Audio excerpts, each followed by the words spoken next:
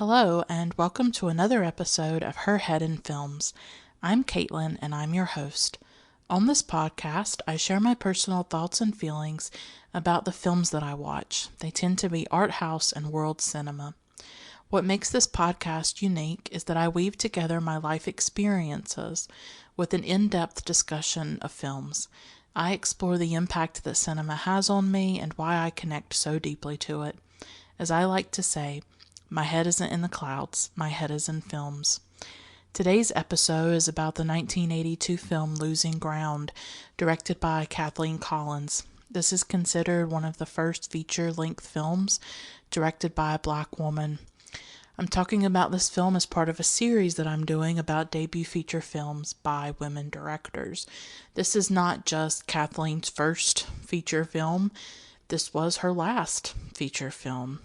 She died in 1988 before she could really create more films, and Losing Ground was lost to us for many years and was not distributed until very recently.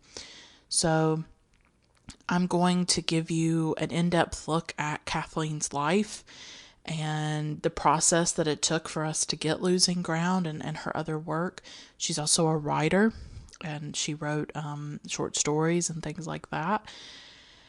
So I'm going to talk about her life, her work, and then I'm going to give you a very in-depth analysis and discussion of the film Losing Ground, which I think is extraordinary and important for so many reasons. But it gives us a multi-dimensional and complex portrait of a Black woman, and it looks at marriage, it looks at the conflict between the intellectual and the sensual that the main character has in the film, because she's very within her own head and she's looking for something that I think reconnects her with her body. And so there's so much to talk about with this film. It's a dreamy, beautiful film, beautiful colors and light. I really love this film, and I'm happy to be able to talk about it, and I'm happy to talk about Kathleen Collins and to highlight her work and give her work the attention and the praise that it deserves. And so I hope that you'll stay with me and that you'll listen to this full episode and everything that I have to say about Kathleen and Losing Ground. Her Head in Films has a Patreon where you can financially support the podcast on a monthly basis, and also access rewards and extras like mini episodes.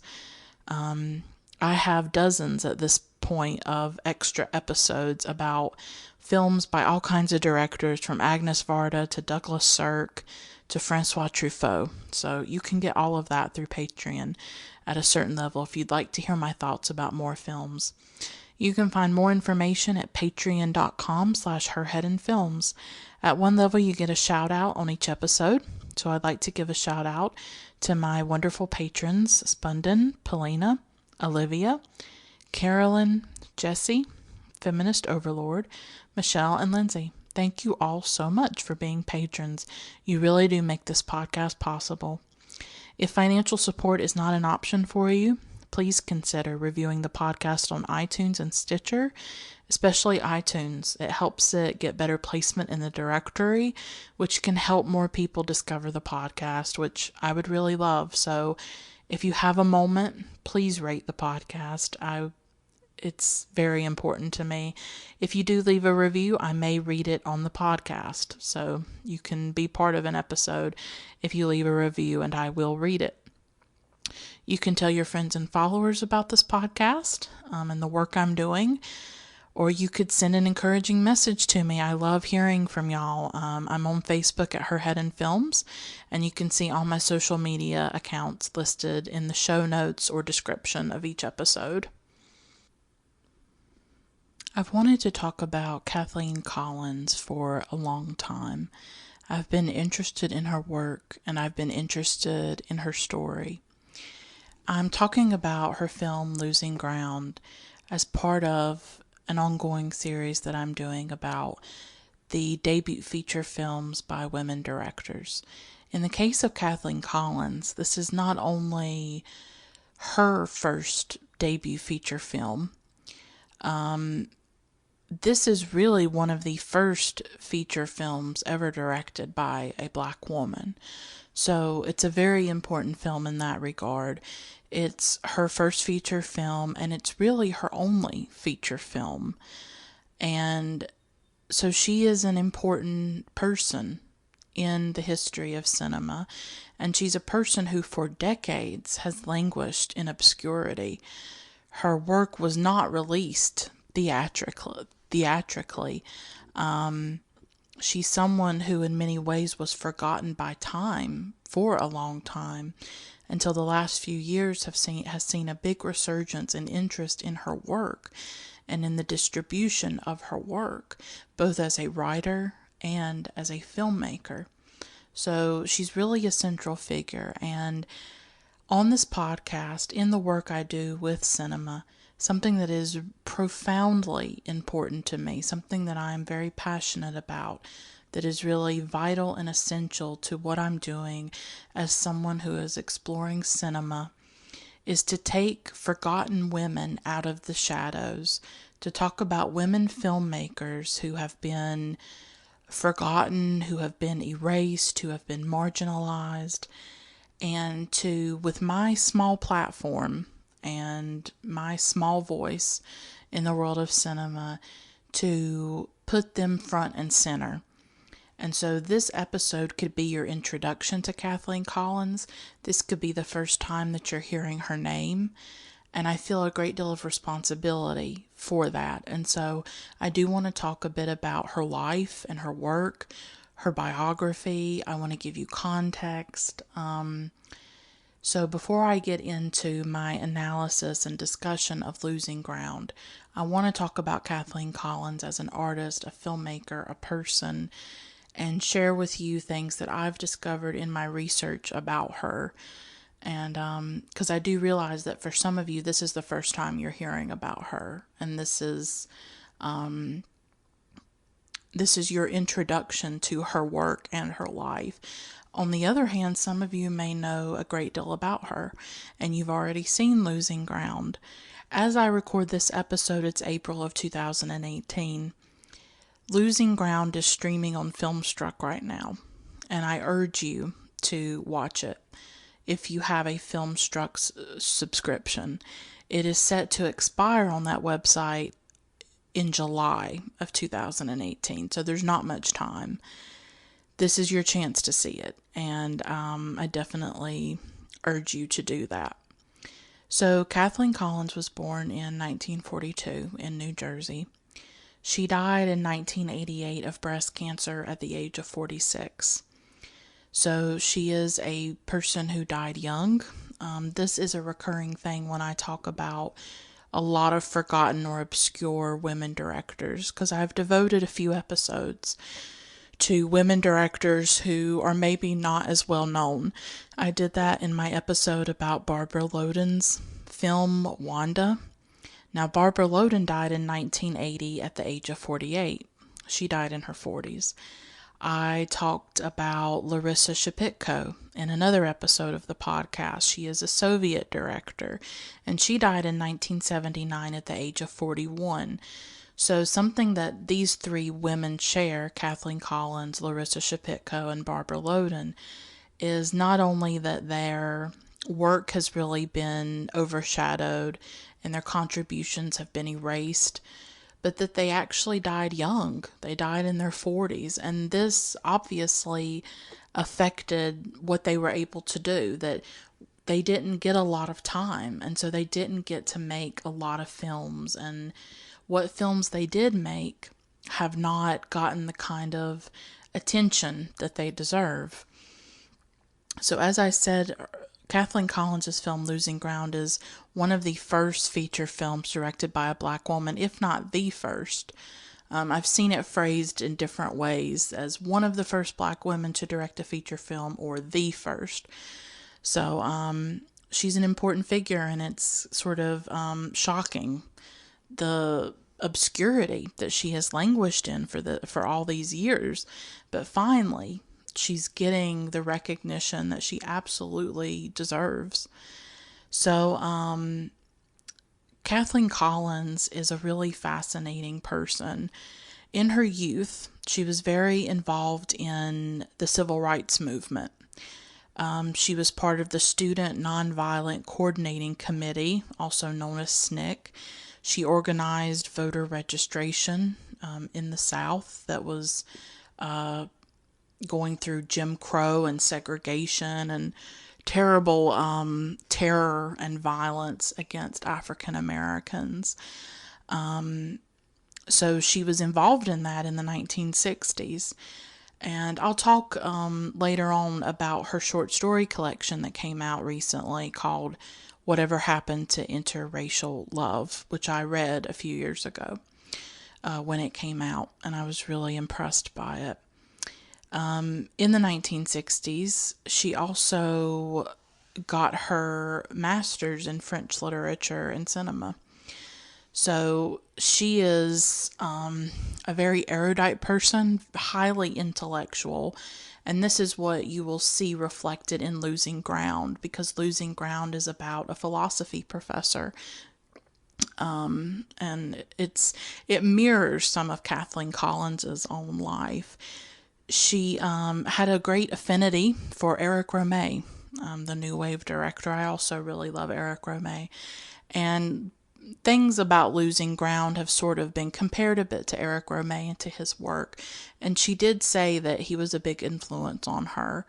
And this is what Sight and Sound magazine says. They quote her as saying, quote, "That's the only person who's ever influenced me cinematically because of his respect for language," unquote. So in Kathleen Collins, I think we have a really fascinating person where we really have someone who's marrying the literary with the cinematic. And we really have a thinking director and a very intellectual director. And you definitely see that reflected in Losing Ground. She also worked as a translator for Cahiers du Cinema in the 1960s. So she was really immersed in the world of cinema, right? And it's heartbreaking, I think, that she didn't get to make more films, that she didn't have the opportunities and things like that. And I will talk about that in a little while, about women directors and what they face, and especially obviously a black woman, and how hard it is to break into the business and to make films and to get them distributed and financed and all of that. So and everything that I cite in this episode will be listed in the show notes or in the description. It depends on where you're listening to the podcast. Sometimes the description will have everything listed, and then sometimes you'll see a link that says, here are the show notes. So Sight and Sound has a really great article about Kathleen Collins, and I'll definitely link to it in the description and the show notes of the episode.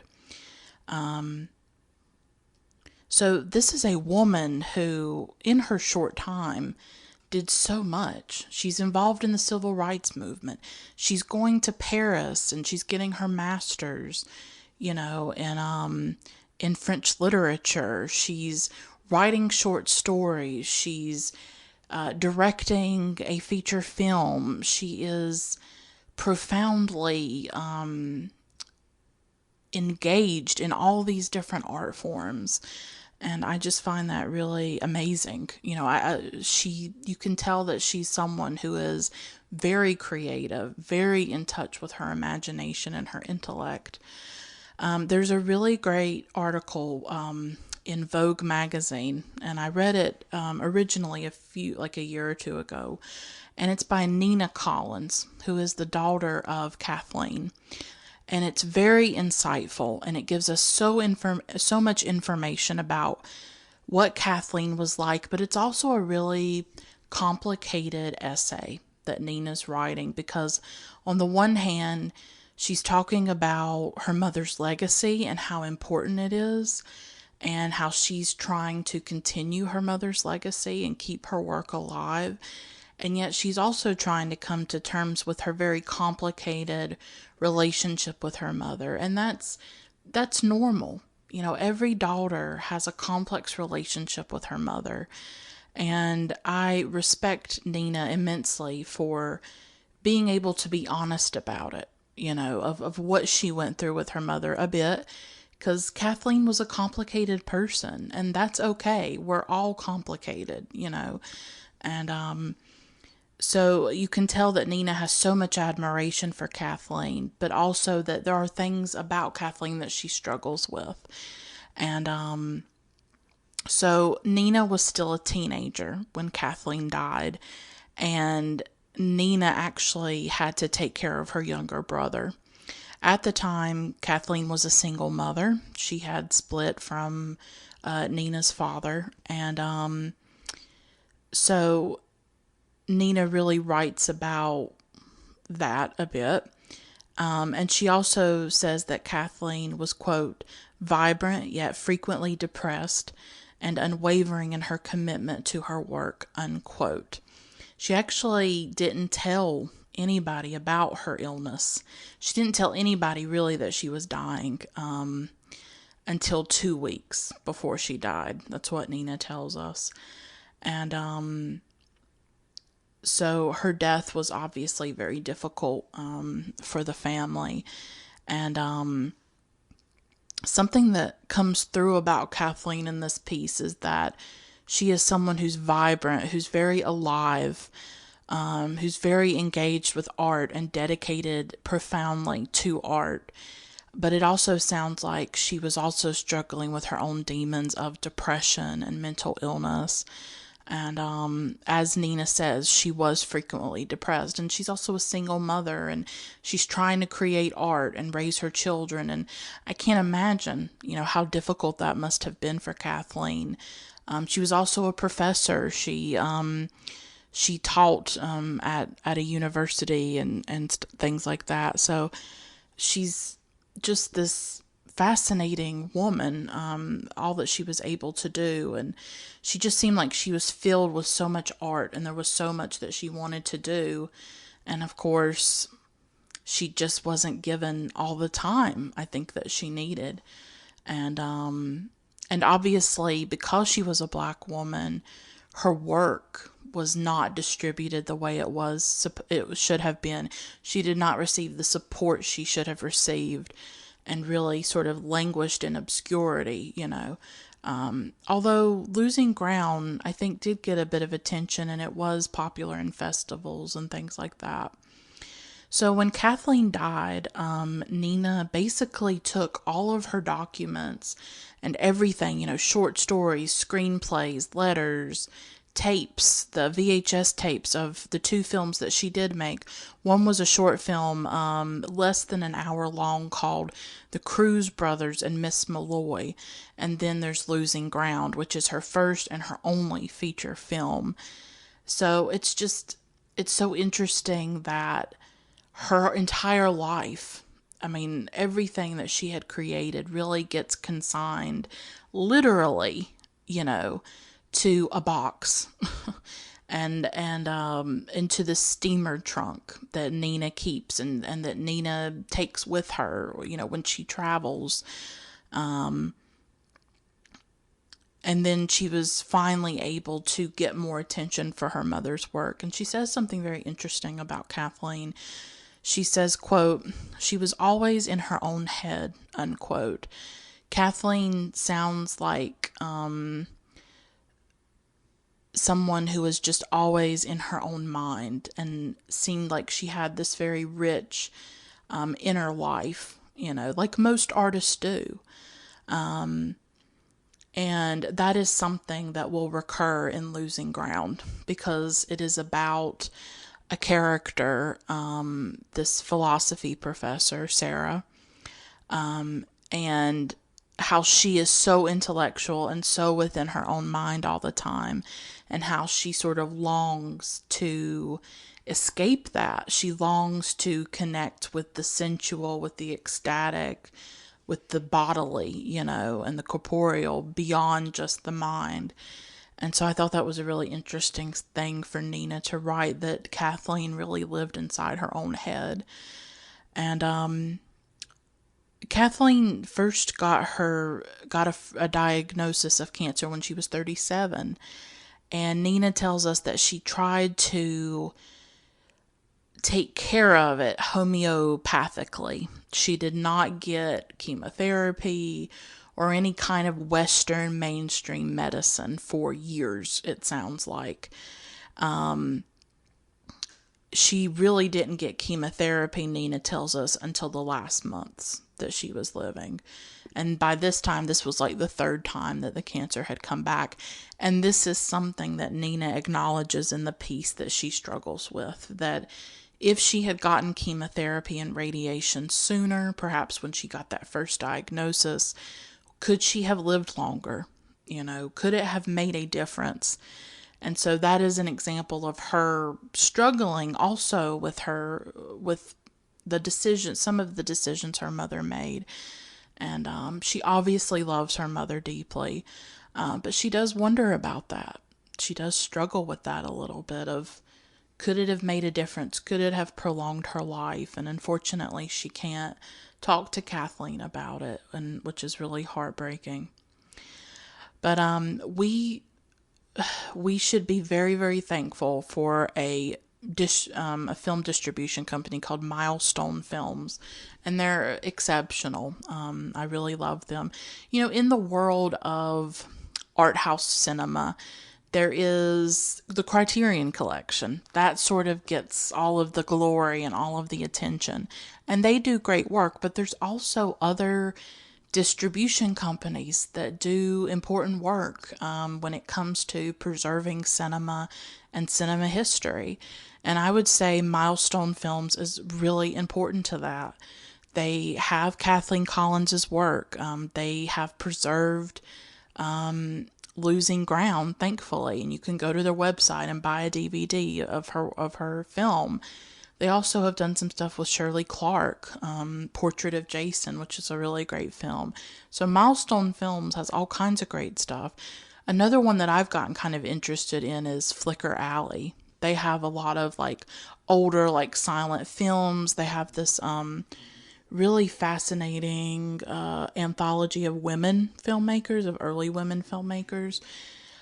There's Kino Lorber. They do a lot of good stuff. So there's other distribution companies out there who do some really great work preserving films and making sure that we have these films for a long time. And thankfully, bless them, they have preserved Losing Ground, and they've also brought it to a larger audience, making it available on DVD for people. And there was also, at Lincoln Center, there was a film festival that focused on Black independent movies, and Losing Ground was part of that festival, and that was a few years ago. And that also helped put Kathleen Collins back into the spotlight, and there were all kinds of sort of glowing, positive reviews of Losing Ground, and it put it back into the public consciousness again. And also, her short story collection was recently published, probably around 2016, 2017. And it's called Whatever Happened to Interracial Love, and it's a collection of short stories. And I read it when it first came out, because anytime I hear, oh, here's this female filmmaker that not a lot of people know about, oh, and she also wrote short stories, well, I'm immediately interested. And so I got very interested in Kathleen's story and learning more about her and reading her work. So I thought these stories were very good, and I really enjoyed the collection. Some of the stories are about her participation in the Freedom Summer when she was part of SNCC, and her experience of being in the civil rights movement in the 1960s. So it's very interesting how her work really gets rediscovered in the wake of Black Lives Matter to a certain extent. I mean, I'm not connecting the two necessarily, but I think that this is a ripe time. This is a fertile time in the wake of Black Lives Matter, in the wake of the Me Too movement. This is a fertile time for us to talk more about women filmmakers, and especially Black women filmmakers, and to refocus on their work, not just the ones that we've lost, and trying to preserve their legacy, but how do we create a future where more Black women are financed, supported, distributed? How do we do that? We have Ava DuVernay, we have Dee Reese. We're trying to get more of that because there's so few of them.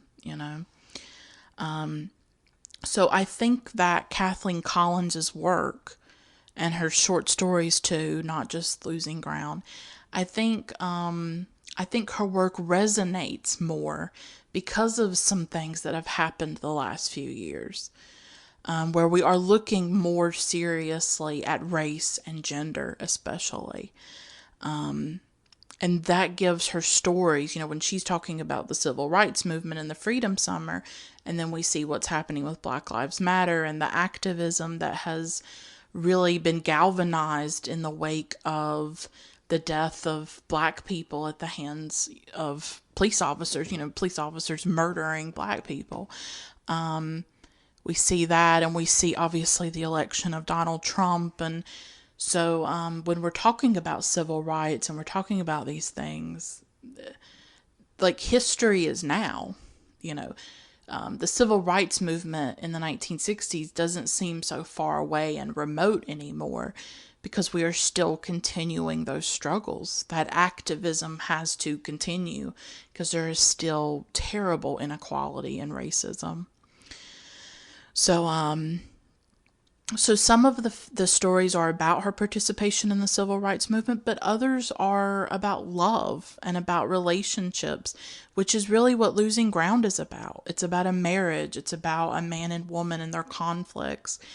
And it's interesting because I really don't think I've talked about a film about a marriage on the podcast yet. I don't really watch films about love and marriage. It's not what I tend to watch.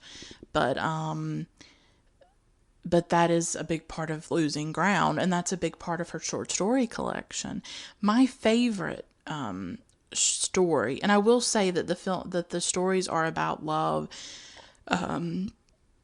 There's one story about a student that falls in love with her French professor, and things like that. But my favorite story in the collection was called The Uncle. And it's about a narrator with an uncle who struggles with depression. And the way that Collins describes that struggle was very resonant and very empathetic. And it made me think that obviously, in light of what Nina wrote in Vogue, that Kathleen herself struggled with depression, that perhaps some of that comes from her own experiences. Collins's characters in this short story collection are intellectual. They're young, they're politically engaged, they're curious about other cultures, they're interested in loving and having relationships with people of other races, which obviously, back in the 60s, the 70s, the 80s, that was a radical thing. It just was. If you want to know more about the struggles that interracial relationships encountered, you should see Loving, the movie Loving, which is about a couple with the last name Loving who he was white and she was black, or she was biracial, and they went through terrible things to try to get married. And there's also a really great documentary called The Loving Story, which is about that. So interracial relationships were very controversial. I would argue they still are in certain parts of the country, in the South and places like that. So her characters are interested in crossing those lines of difference, and engaging with people who are other, people who are different from them, coming closer together. That's the sense I got from these stories. It's about young, vibrant, intellectual, politically engaged people I really feel like her stories capture a moment, a time in history when the mores were changing, the conventions were changing, and the possibilities, I think, seemed much more infinite.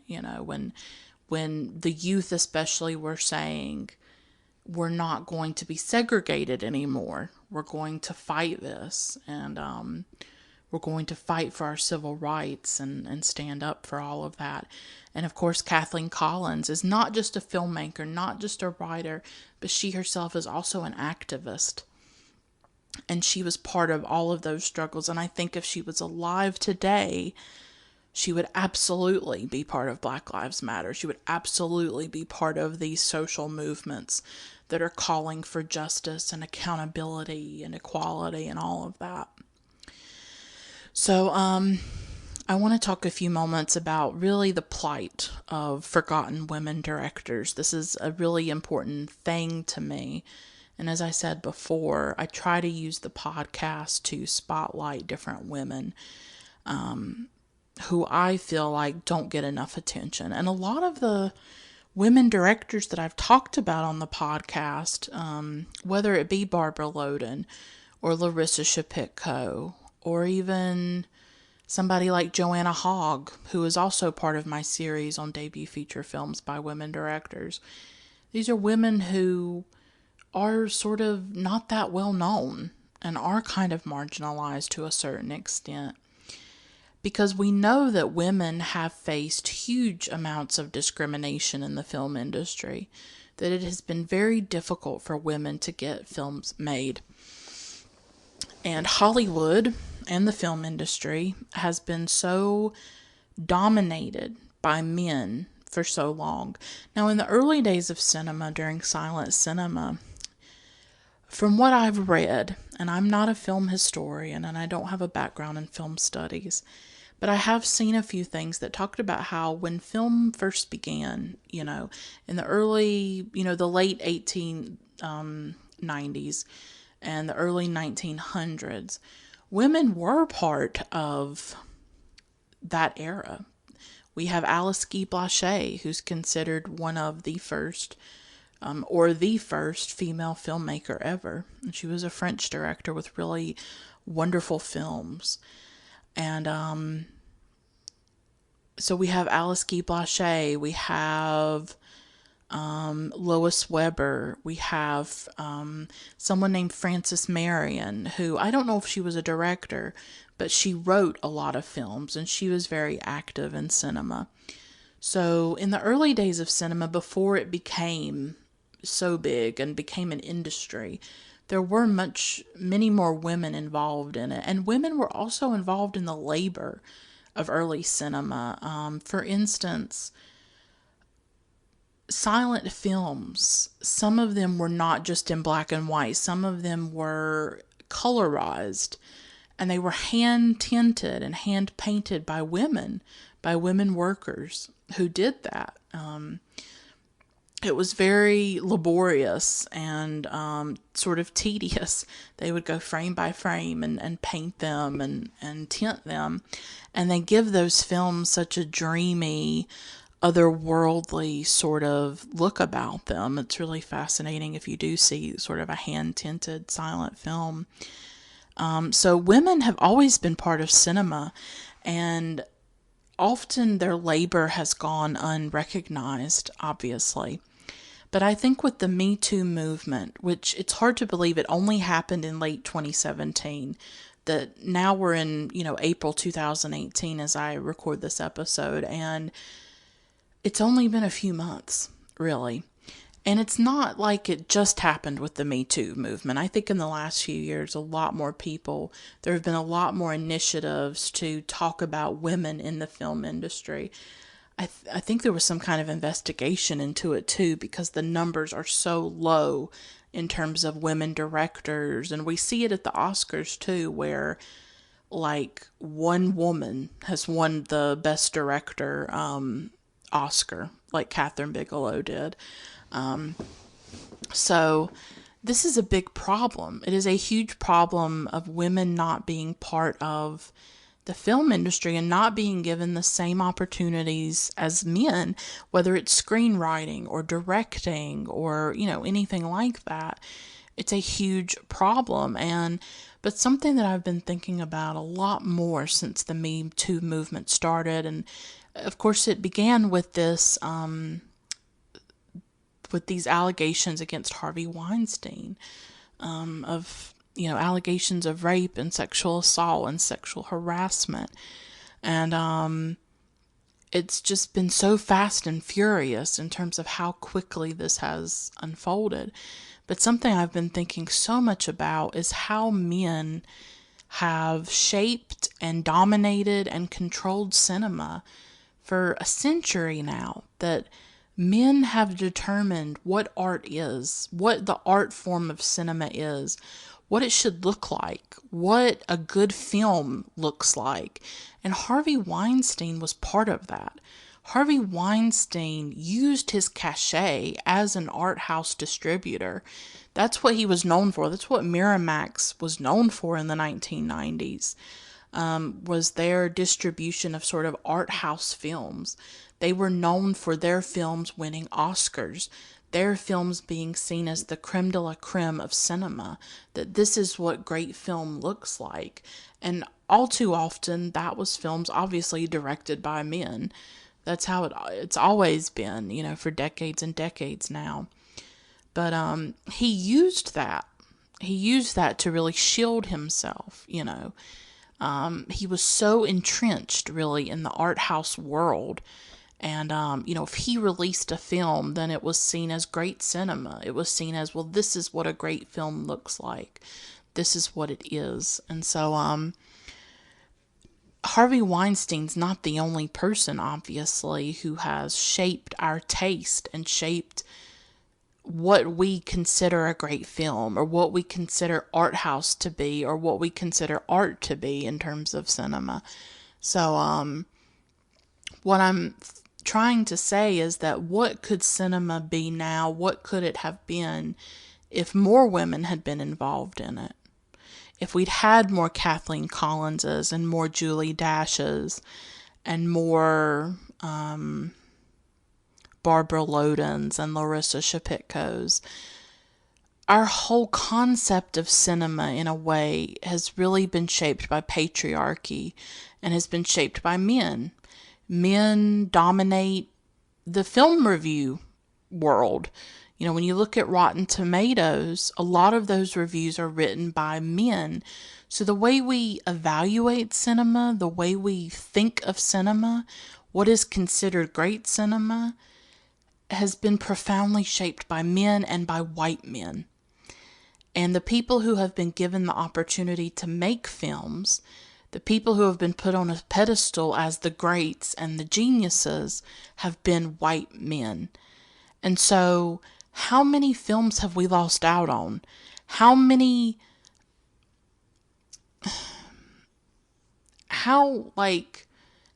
have we lost out on? Because Kathleen Collins didn't get to make more films and Barbara Loden didn't get to make more films. We are impoverished because of it. Because we lost out on so much, and we're still losing out on so much, that we don't have more films by Kathleen Collins or Julie Dash, or, that's what I'm trying to say, is that we are missing something, that there is this gaping hole in cinema, in the history of cinema, where all these forgotten, obscure, lost, marginalized women are, and what some of us are doing, what I'm trying to do in my little way through this podcast, through Her Head in Films, is to redirect our gaze and redirect our attention back to some of those women, back to Barbara Loden, back to Larissa Shapitko, back to Kathleen Collins, and say, their contributions mattered too. And what a shame. What an impoverishment. What a loss that we didn't get more films by them. And all the women who were like them, Think of what cinema could have been if more black women had been able to make films, that it took until the 1980s for one of the first feature films to be made by a black woman. 80 some years into the art form of cinema. So we have 80 years in which black women are not part of that history, that they are not allowed in, to the detriment of cinema, to the detriment of this art form. All the richness we missed out on, all the stories we lost out on. I mean, my God, it's shocking when you think about it, that for 80 some years, black women were not able to make feature-length films. I mean, I don't even know what to say.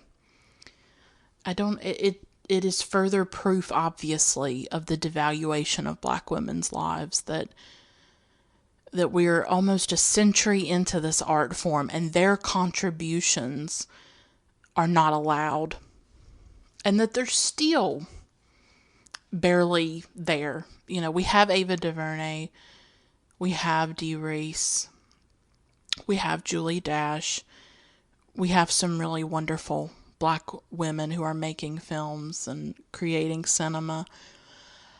But my God, all those decades and decades when they were not able to do that and not allowed, that really doesn't get talked about enough, obviously. And it's connected to racism, obviously, and sexism and misogyny and all of that. And it's just another example of the way that racism and sexism, and obviously their intersection for the lives of black women, how destructive it is, for all of us. Obviously for black women's lives, but also for just humanity, that here are these vibrant, creative, wonderful, talented women like Kathleen Collins, and we get one or two films from her. And so many other women who did make films that did not get the kind of attention and distribution that they should have gotten. And so we have to keep fighting for this. More women making films, more black women, more black men, more minorities, more people of color involved in the film industry and involved in cinema. This is vital. This is important. This matters. So Kathleen is just a fascinating, important person. I'm really glad that I can use an episode to talk about her. And, in his review in The New Yorker, Richard Brody wrote that, quote, "Had it screened widely in its time, it would have marked film history," unquote. And he's talking about Losing Ground.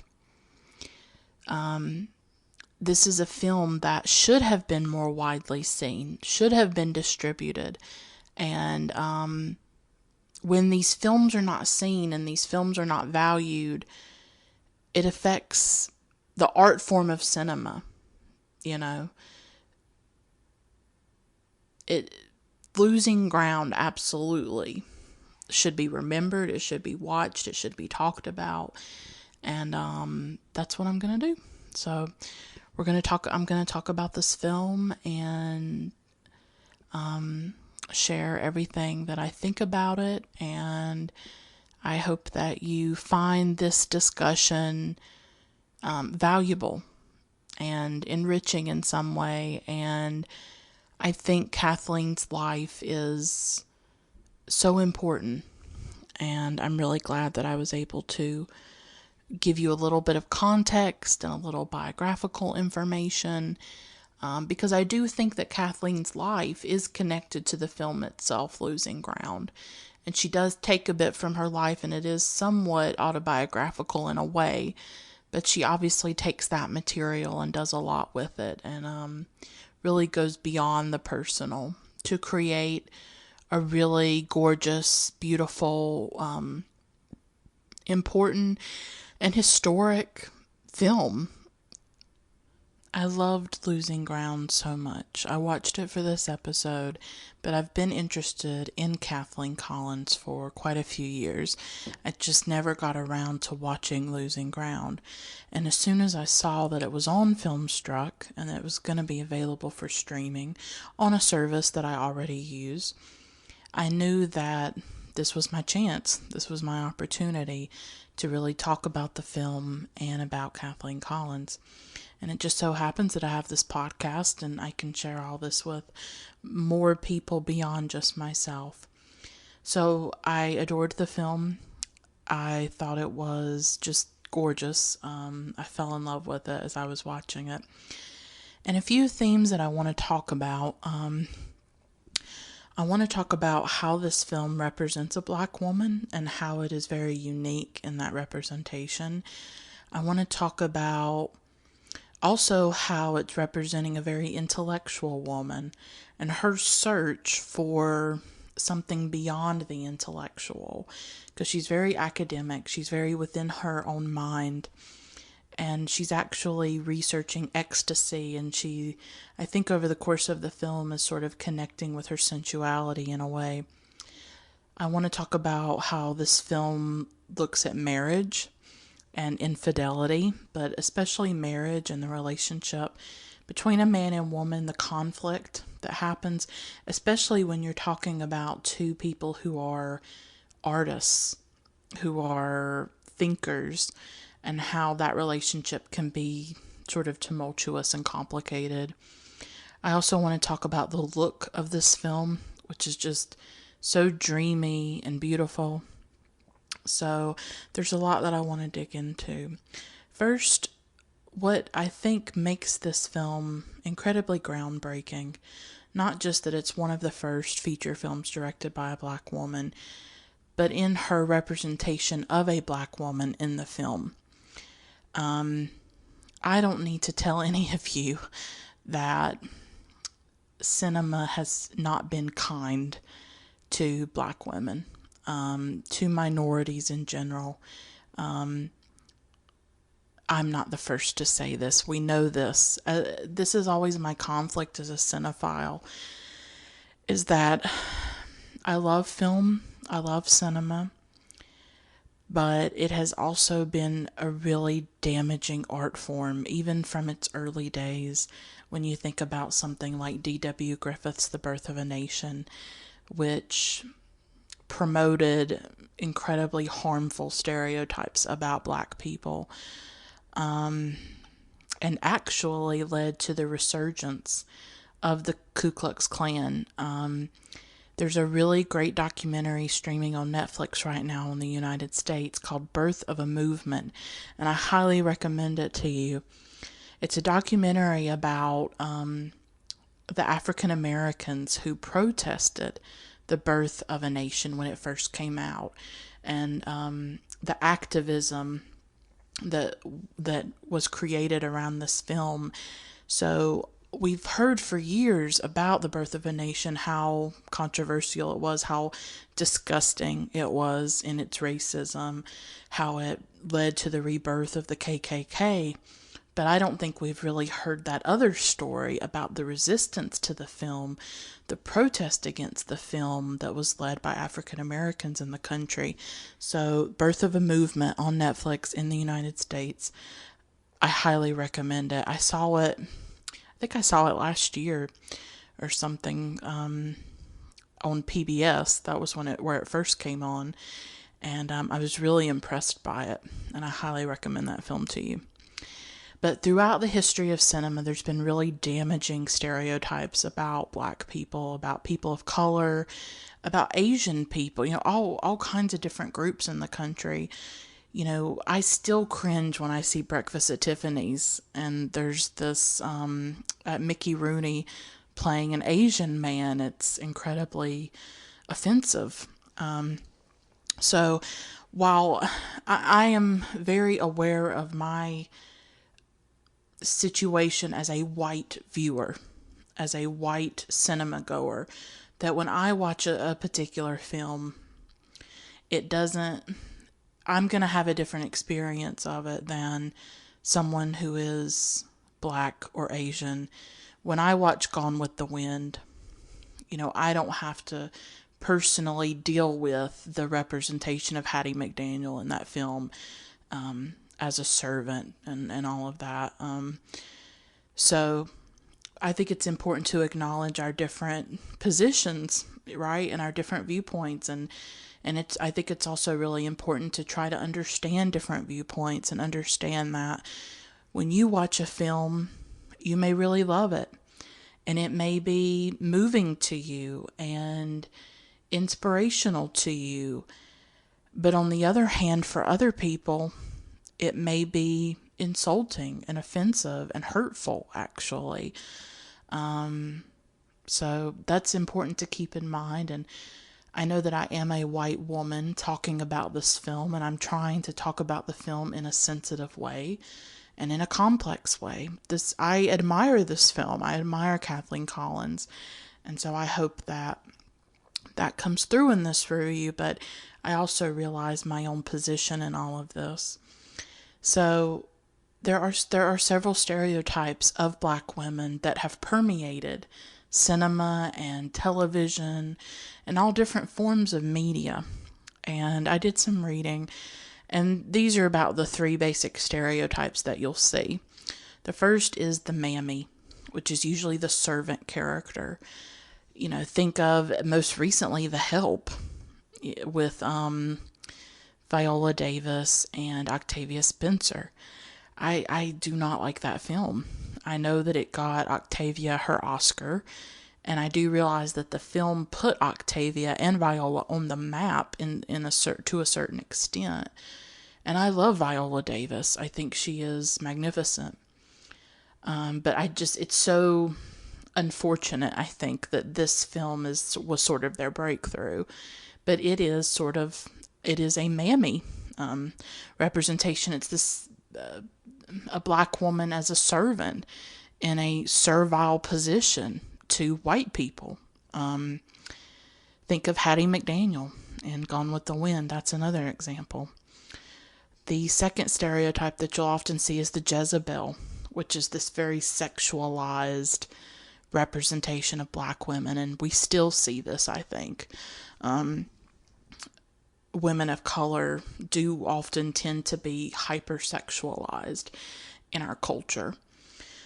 And then there is the sapphire stereotype. This is the third one, and it represents black women as angry and rude and sort of bitchy and all of that, and it's very negative. I think maybe Precious would be an example of that. Perhaps Precious's mother, the character that Monique plays, possibly, that would be considered a sapphire. So it's these stereotypes that deny black women their humanity and their complexity as people. Because black women, just like white women, just like, different women of color and different groups of women are complicated.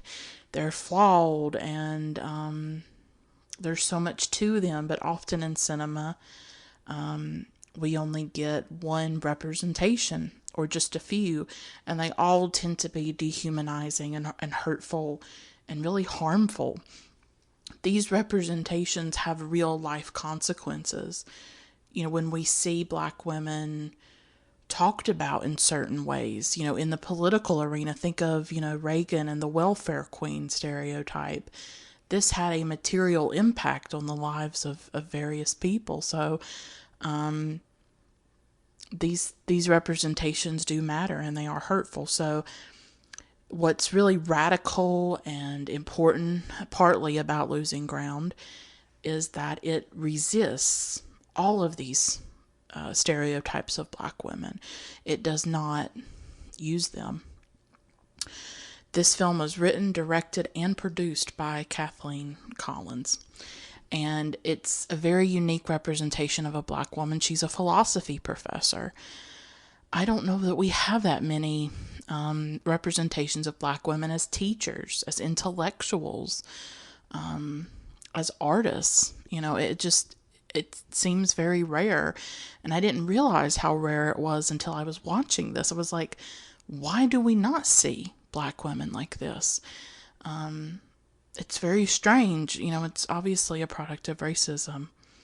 So our main character is Sarah Rogers, and she teaches philosophy, and she's actually talking about existentialism when the film opens, and she's talking about how it was a reaction to the horrors of World War II, that this sense of absurdity and things like that. I don't know a ton about existentialism. They were saying a lot of stuff that was like over my head. But that's how it opens. So we already know from the beginning that we are encountering a character who is deeply intellectual and deeply philosophical and a very deep thinker. Sarah is married to Victor, and I forgot to mention that Sarah is played by Saray Scott in the film, and that her and Kathleen were friends. And her husband, Victor, is played by Bill Gunn, who was also a director himself. And he's a painter. So we have this very intellectual couple. And I myself really kind of love films about intellectuals. I love films about really smart people. And I like films about artists and writers. Because Sarah is also a writer. She's working on her thesis. And so I love films like that. I love films about intellectuals and people who are really part of the literary and artistic world. I guess in my mind, that's sort of the world that I wish I was part of, but that I'm certainly not. So good things are happening for Victor. A museum has bought some of his paintings to add to their permanent collection. So things are going really well for him, but summer is approaching. I guess summer vacation is coming up for them, and he wants to go to upstate New York. We see him up there for a little while, for a day or something. He's sort of walking around. He sees women outside, and this is sort of like a Puerto Rican area, and he walks around and he sees women like out on their porches or looking out of a window, and he sketches them and paints them and things like that. And this is when we really start to see the aesthetic beauty of this film. That was what sort of enraptured me. Sometimes films just capture you visually, and for me that was this was that kind of film. There is a beautiful light about it. It's really the light of dusk. It feels to me like everything in this film happens around dusk. And it has that rosy, golden light about it that I can't describe, that you really only see in summertime. The only thing that really comes close to it is, it reminded me a bit of Abbas Kiarostami's Taste of Cherry. In my episode about that film, I talked about sort of the pink light in that film, the rosy, dusky light in the film. And there is something about that too in Losing Ground. And obviously the visual look also reminds me of Eric Rohmer. If you watch his films, Claire's Knee and La Collection News, and I don't even know if I'm saying that right. I'm not French.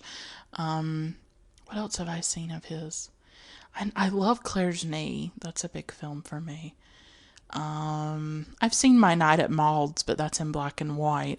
But if you've seen any of Eric Rohmer's summer films, you can tell she was a bit inspired by him. But obviously the film is her own and has its own look to it.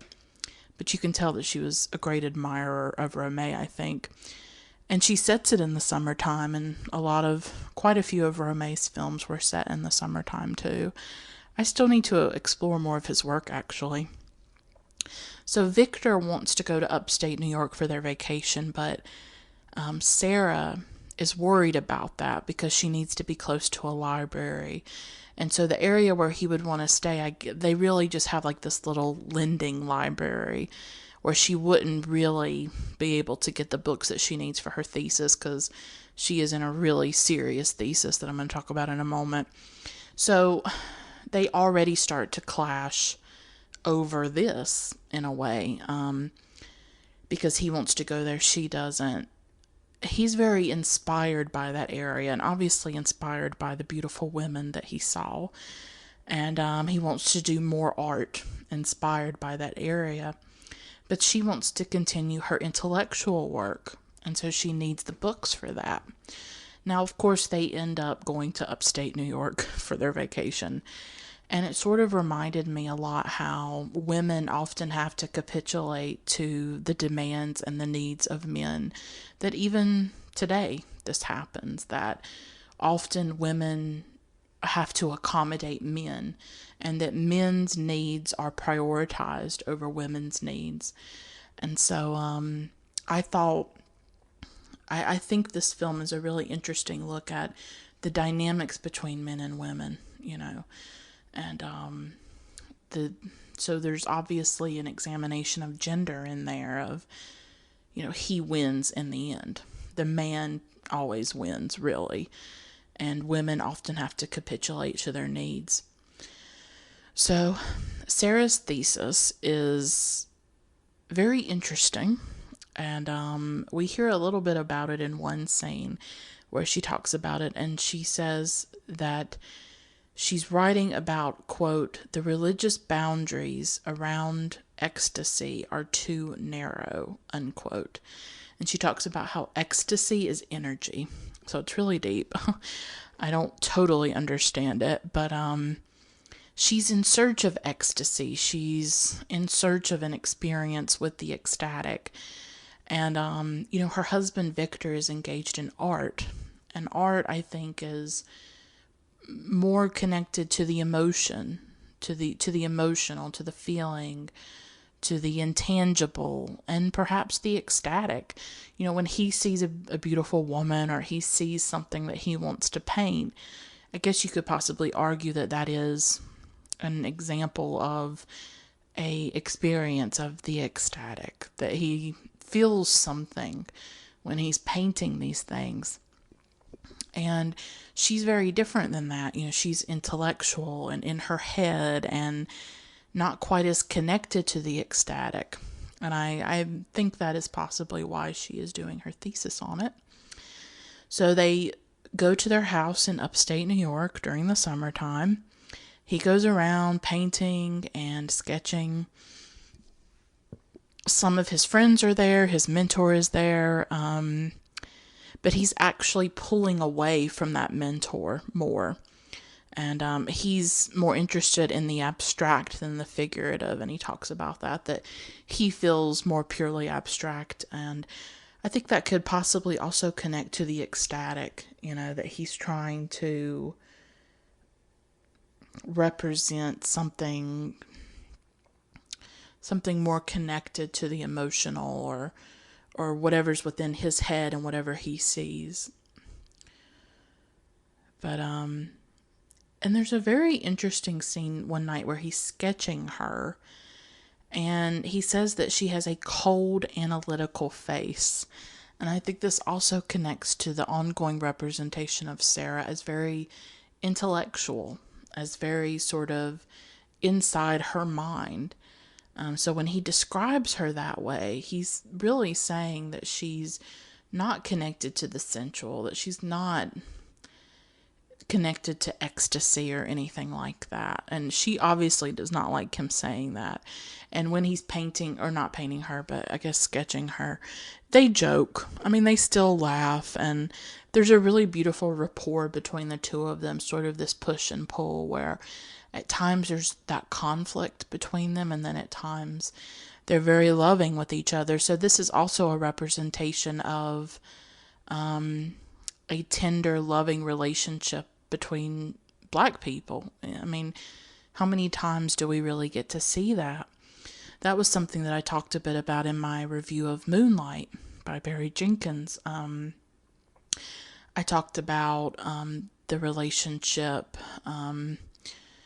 between the main character and the Mahershala Ali figure who played like a father figure, and how you don't often see these positive portrayals of black men, of black fatherhood.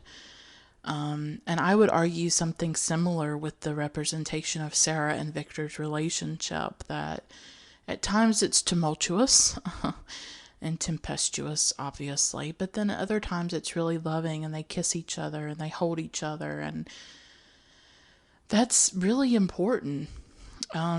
Often we get lots of representations of black pain, of black people hurting, whether it's films set in the times of slavery or films that are maybe more connected to the civil rights movement. We don't get a lot of films about black people just living their lives. It's always connected to some kind of pain or torment. And of course, those stories are important. I don't want us to forget slavery. I don't want us to forget the civil rights movement. I don't want us to forget the terrible atrocities that have been perpetrated against African Americans in this country. But I also want to see representations of black joy and black love and ecstasy, right? And tenderness. And I want a more complex view of that. And that this film gives us that. It gives us a warm and tender but complicated and complex relationship between two black artists, two black intellectuals. So I think that's important, that representation. I love the passion and intimacy between them, the sense of a genuine partnership, a genuine meeting of equals, even though they do clash, even though she does capitulate to his needs, as most women tend to do with men. Even in my own life that happens. So it's something that women do have to deal with. And I come back still to the dreaminess of this film. It's just the scenes where he was painting her, and just as Sarah walks around, I want to talk about the fashion for a minute. I love the fashion in this film. It was 1982. So really, we're at the beginning of the 80s. The fashion to me felt still sort of kind of 70s, where you have these sort of peasant blouses and these really billowy, romantic dresses that Sarah wears. And I love the fashion. There's this beautiful scene where she puts a flower in her hair, and she just looks so beautiful. I loved her fashion. And just the way the women in general in this film dress. Later on, there's a character named Celia, and she dresses in a similar way, very romantic, very pretty. And I just love the way they dressed. I noticed stuff like that. I love fashion in film. And it also, I think, it's interesting because she's very intellectual, but then she wears these very romantic kind of clothes.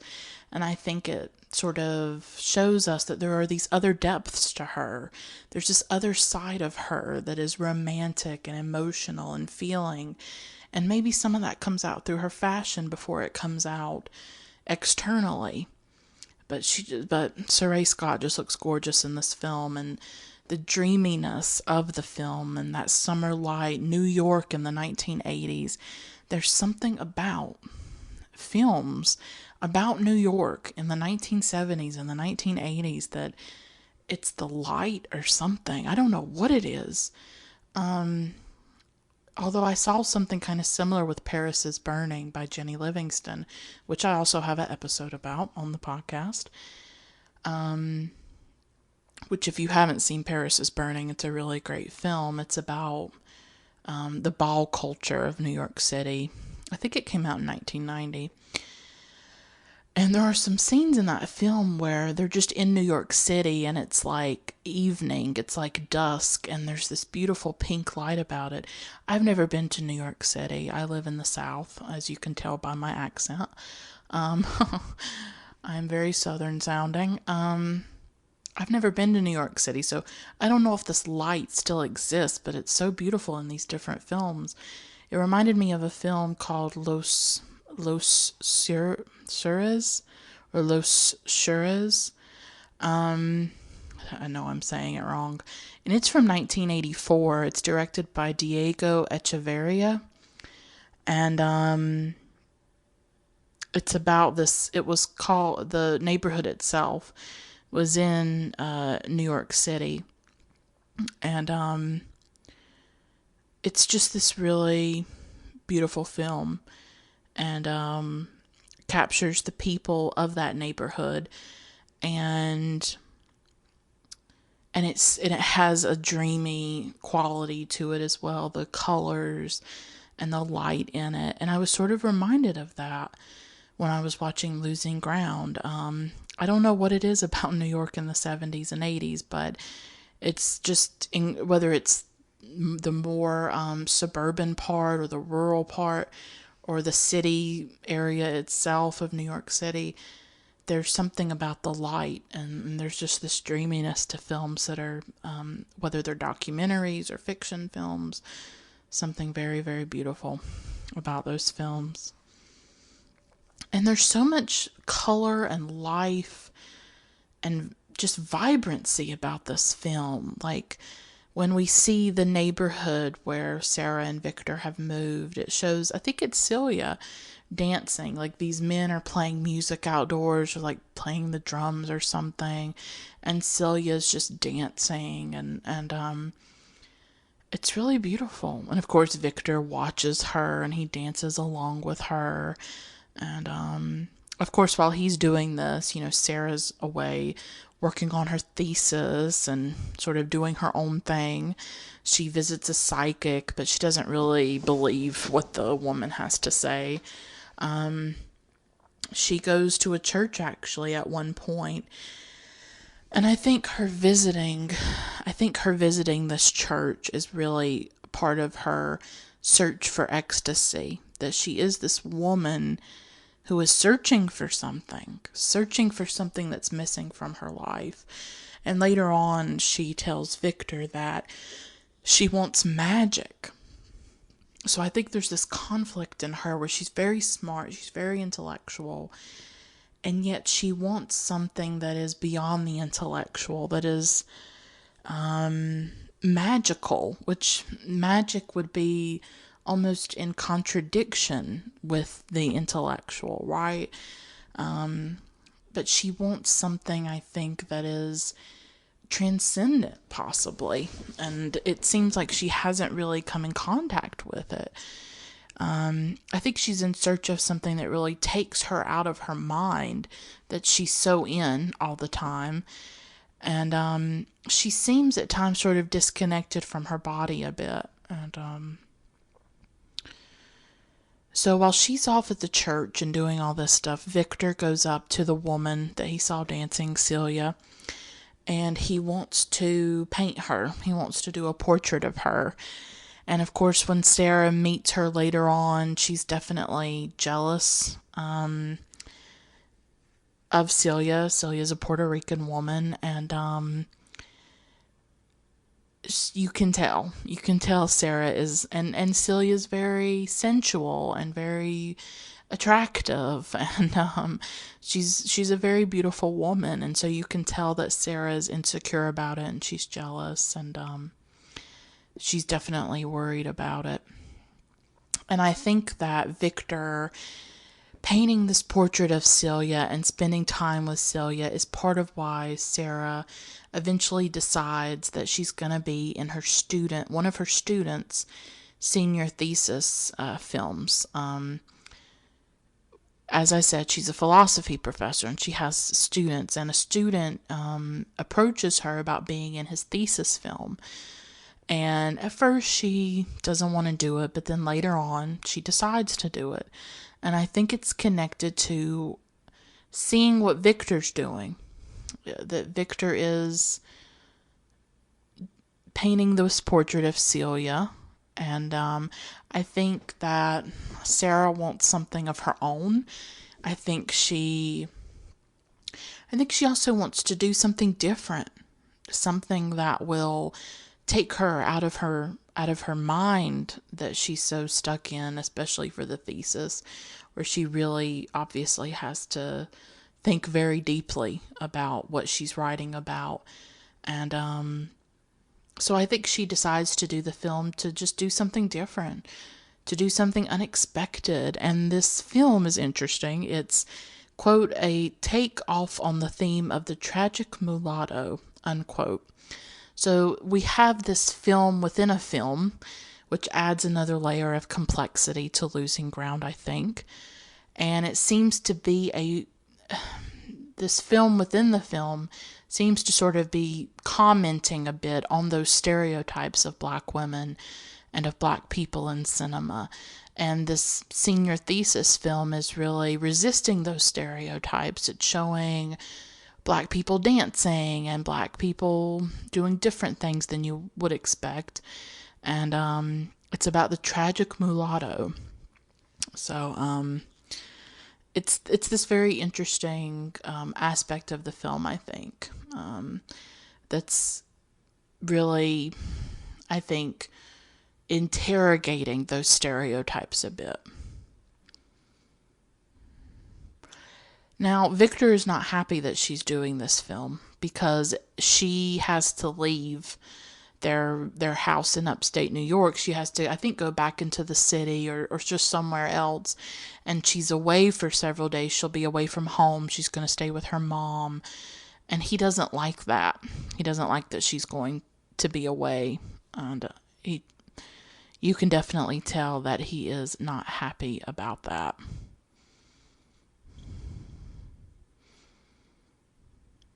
And at one point, she's talking about how she can't really lose herself in anything, that she's always in control, she's always in her head. She is, in her own words, quote, in her own words, she thinks, quote, so very, very much. So she's aware of herself as this very thinking person, and there's nothing wrong with that. There's nothing wrong with being intellectual, of being smart.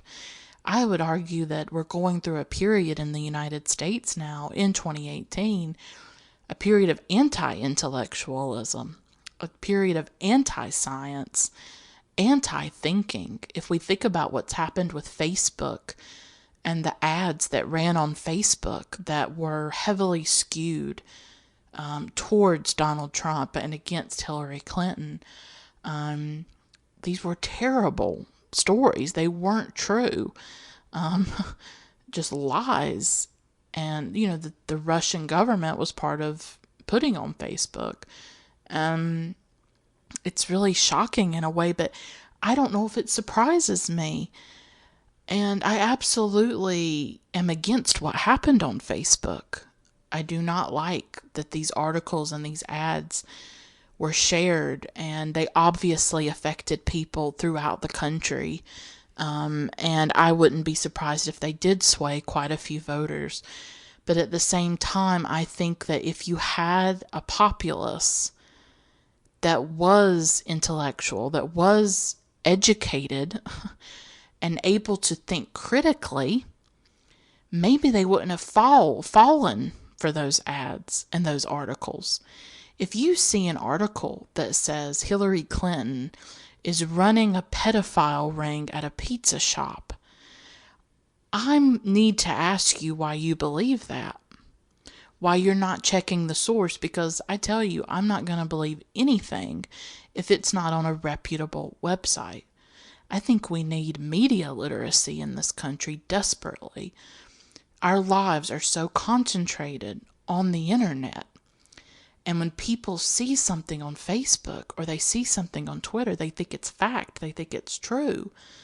What is the source of this information? Why do you believe that Hillary Clinton is running a pedophile ring in a pizza shop? Why do your alarm bells not go off when you read that?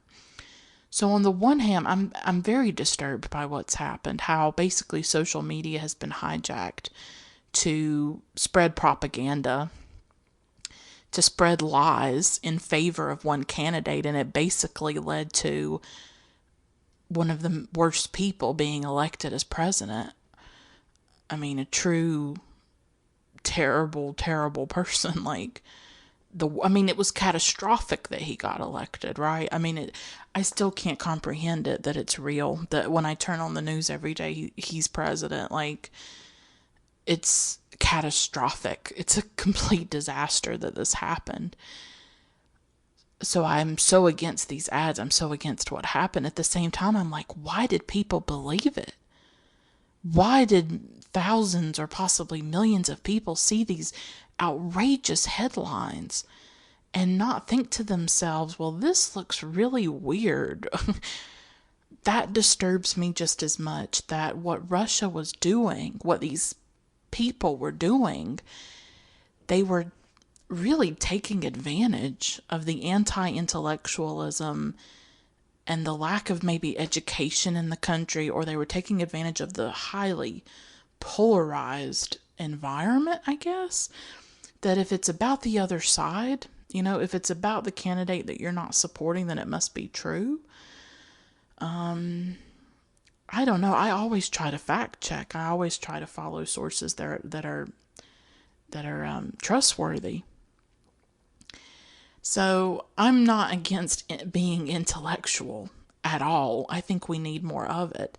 We need more critical thinking, because people can't even go through their Facebook feeds and weed out what is ridiculous and absurd and outrageous. They're just believing anything that they see and that they read, I guess. We need critical thinking. We need thinkers, absolutely. But I do think that you can get to a point where you're so within your head all the time, and you do get disconnected from other things. And I'm speaking from my own experience. I've been thinking a lot lately. I was just thinking this week about it. I actually messaged somebody about it, one of my friends, about how I'm so in my head all the time. I'm so in my mind. And we were also talking about how cinema is really the only way that we can lose ourselves or sort of escape our minds. And that's how it is for me. Although once I'm watching a film, I'm sort of thinking about it and all of that.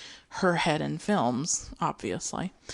It's what I'm thinking about, and it sort of stays with me the way Losing Ground has.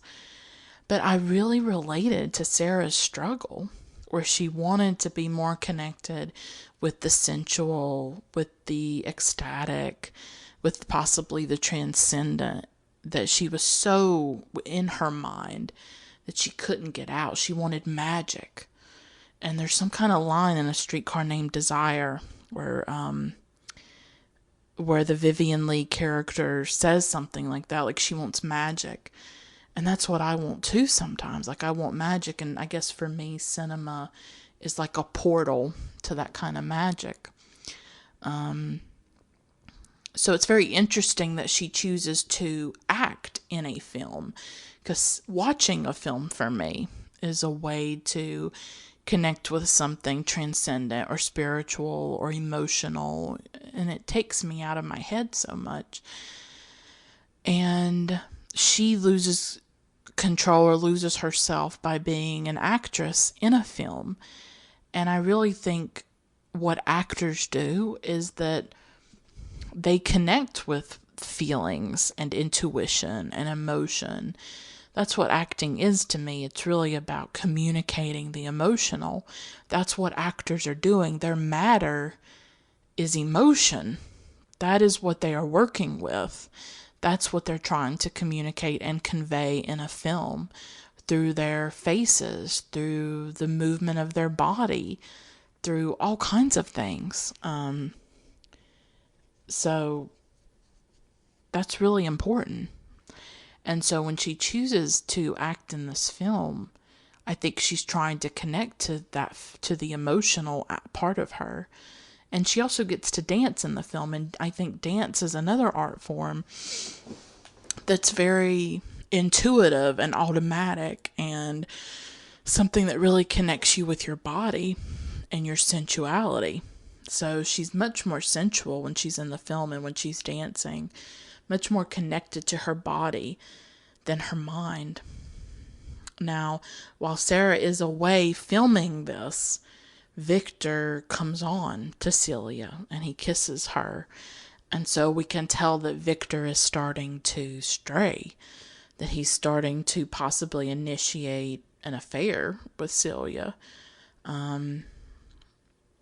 But he's still upset that Sarah's gone. And Sarah tells her co-star's name, his name in the film is Duke Richards, but his real name is Dwayne Jones, and he's best known for his role in Night of the Living Dead. And so they are co-stars in the film together, and they do the dancing scenes, and he plays, I guess he's playing her husband or her boyfriend in the film. And she tells him that the reason she chose to do the film is because it's not abstract, and that everything she does is so abstract. And I thought that was a really great way to explain, I think, why she does this film. And Victor kisses Celia, but then in the film that Sarah is doing with Duke Richards, they have a kiss in the film. The director tells them to kiss really in the spur of the moment. He didn't tell them ahead of time that they were going to be kissing. But they have a really good rapport, the two of them, and they do seem kind of connected, and he seems to sort of understand her, and so I don't think it was too hard for them to kiss. So you can tell that both Sarah and Victor are sort of wandering. They're sort of straying from each other in their marriage. And there's this chasm, this distance that is opening up between the two of them, really. She brings Duke back home with her, and there's a party with Sarah and Victor and then Duke and Celia, so all four of them are together, and it sort of mirrors how Sarah was when she first met Celia, that she was really jealous, and then now Victor meets Duke, and he's quite jealous. So again, there is huge turmoil in their marriage, that they are straying, they're getting involved with other people, and then they're also sort of flaunting it in front of each other. Like, oh, look who I'm spending more time with than I am with you. And so there's certainly a jealousy that crops up on both sides. Sarah's jealous of Celia and Victor is jealous of Duke.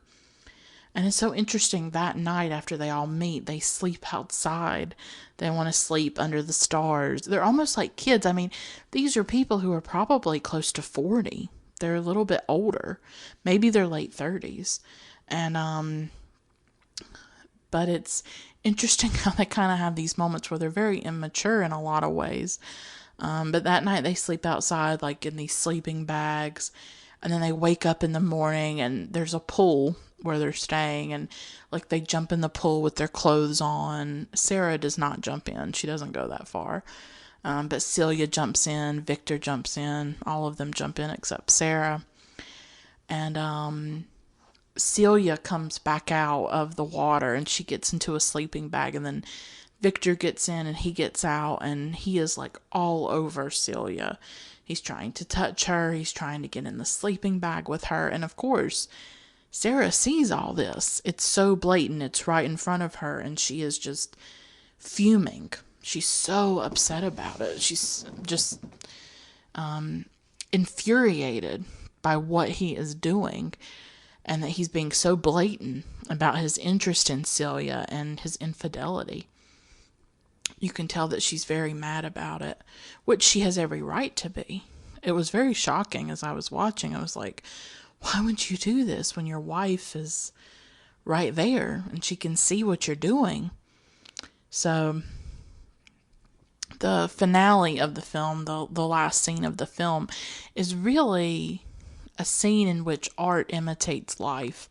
Sarah is back filming the student thesis film with Duke, and And in the film, Duke is dancing with another woman. And Sarah, as her character, watches them, and then she shoots Duke with a fake gun.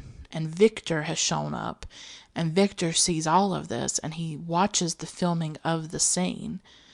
And the last shot of the film is Sarah's anguished, crying face after she shot her on-screen husband, Duke. So she's acting in the film. She's playing this performance, but you can tell perhaps that this is also a very real emotion, that she is really heartbroken by what she feels like is happening to her marriage and what's happening between her and Victor. And that perhaps the scene was also cathartic and a vicarious way for her to express her anger and her fury over what he's done by taking that gun and, pretending to shoot Duke.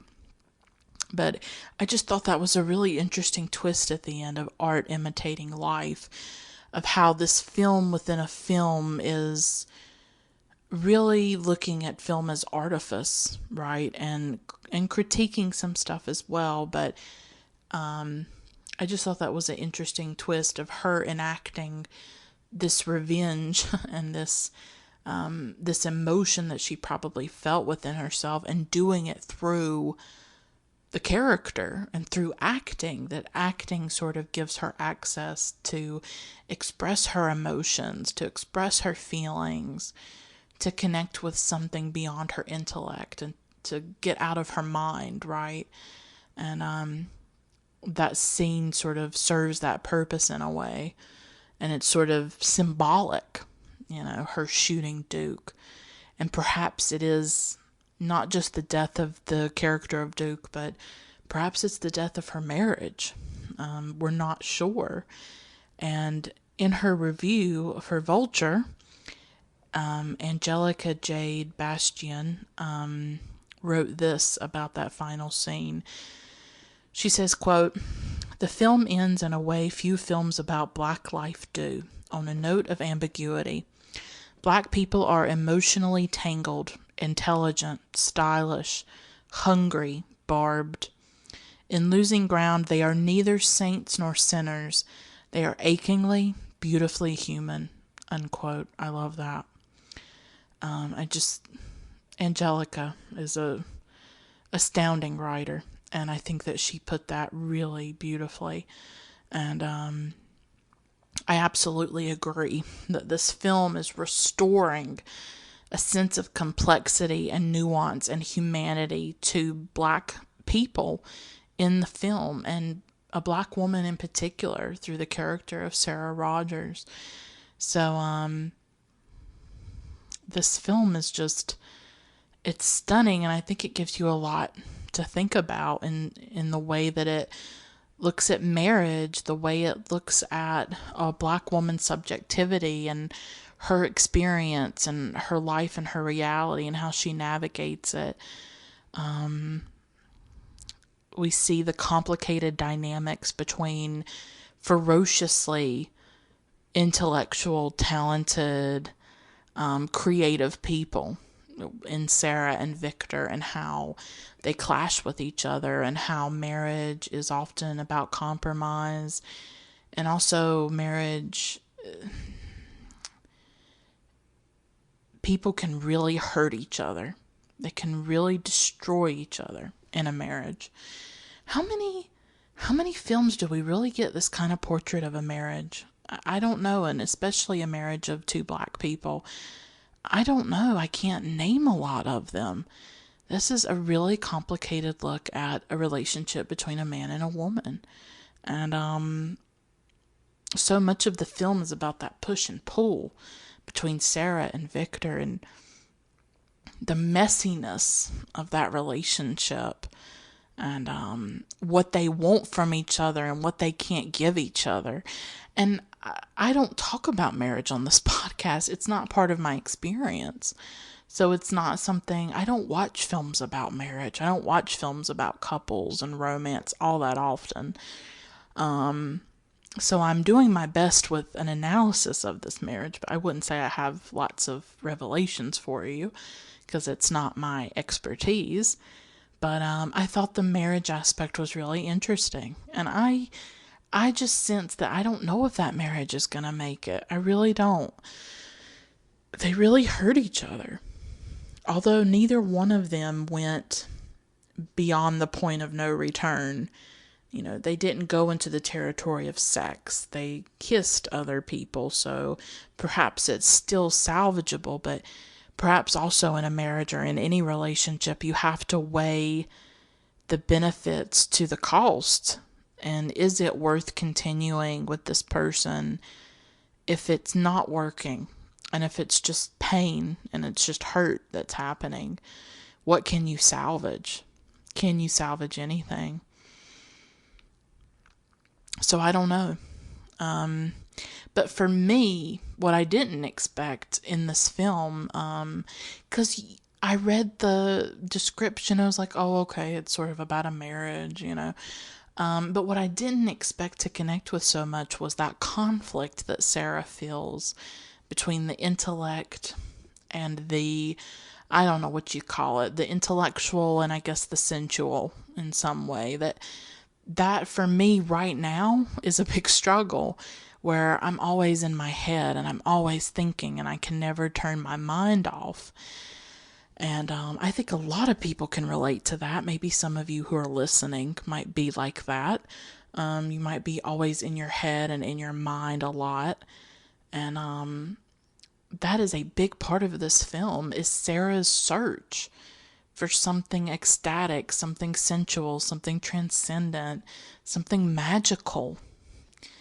And maybe she gets a taste of it through acting in the film. I think she does connect more to her body and her sensuality. And I loved how this film just resisted all those stereotypes.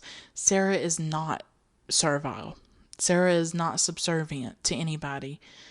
Sarah is not sexualized. She's not hypersexualized the way Black women's bodies tend to be. You know, think of the Venus Hottentot. That's another example of the way Black women have really been hypersexualized throughout time, throughout history, really, not just in media and films. She is sensual in the film. Her sexuality is present. It's there. But it's just a natural part of her identity. It's not exploited. It's not used. It's just part of her. And she expresses it when she wants to and on her own terms. But it's not, there's no hypersexualization that happens, which is a problem in general with films about women of color and white women. It's a problem, you know, of this sexualization of women, but there's more of a sensuality, I think, to this film, especially when Sarah's dancing or things like that. She expresses that part of herself when she wants to. And the sapphire, the angriness, there is anger in the film. There's absolutely a important fury that that Sarah feels, but it's what's the word? It's completely escaping me. It's rightful, you know, it's like a righteous anger, I guess you could say. It's justified. That's the word I was trying to find. It's a justified anger that her husband is with this other woman and spending time with her, and I don't think she really knows that they kissed, but I think she feels something between them that's happening. So there's certainly an anger there. And that's okay. It's this very multi-dimensional portrait of a woman with all different facets of her. That she has moments of anger. She has moments of sensuality. She has moments of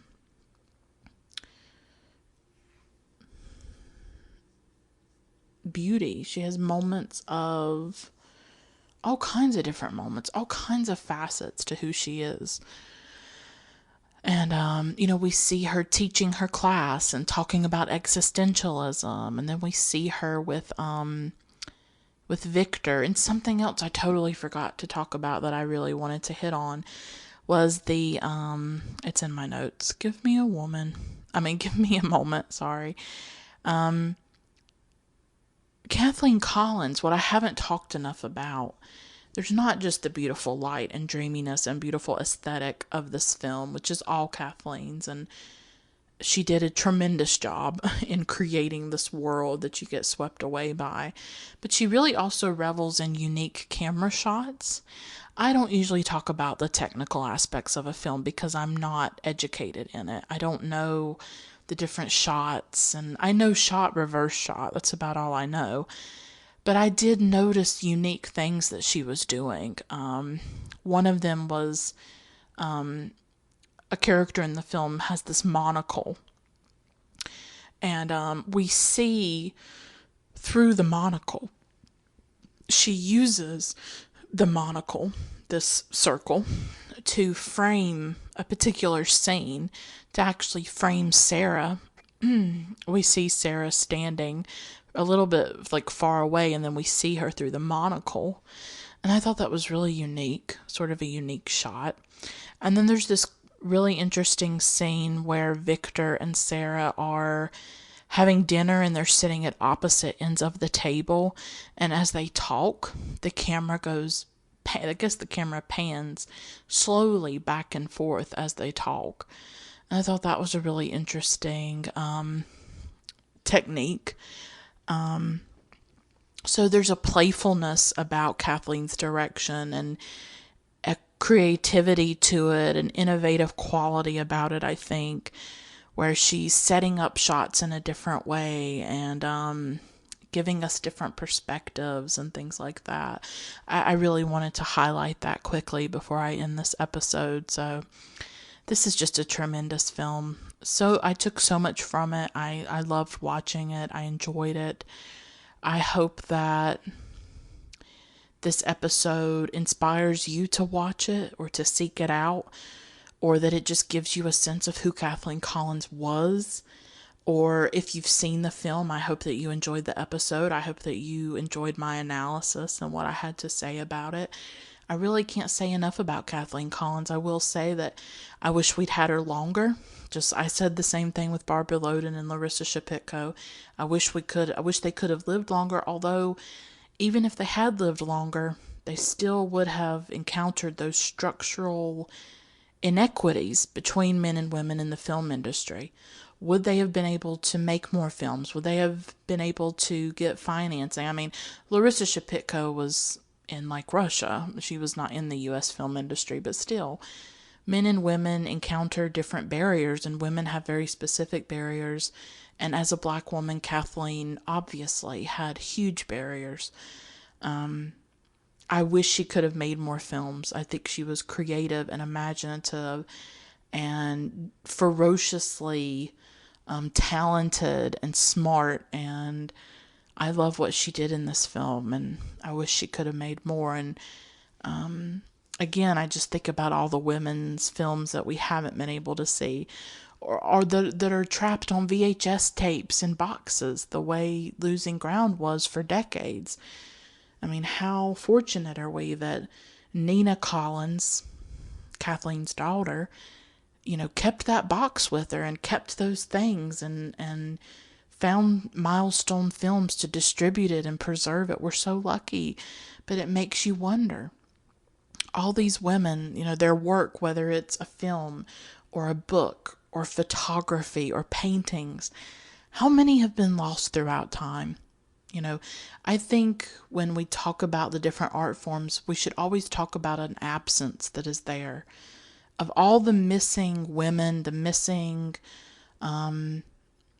minorities, people who encounter oppression and racism and homophobia and all of that, we should acknowledge a blank space and an absence of what is missing from the canon, what is missing from our knowledge of cinema history, of literary history, all the voices that never got to be heard, all of the work that never got shared or distributed. We need to acknowledge that, and going forward, we need to write it.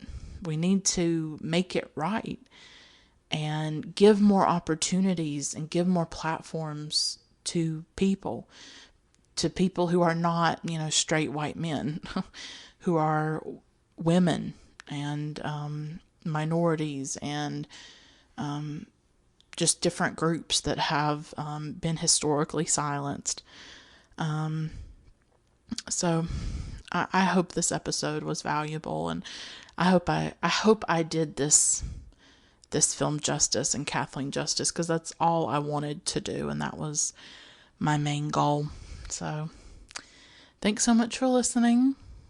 Until next time, keep watching great films. Bye for now.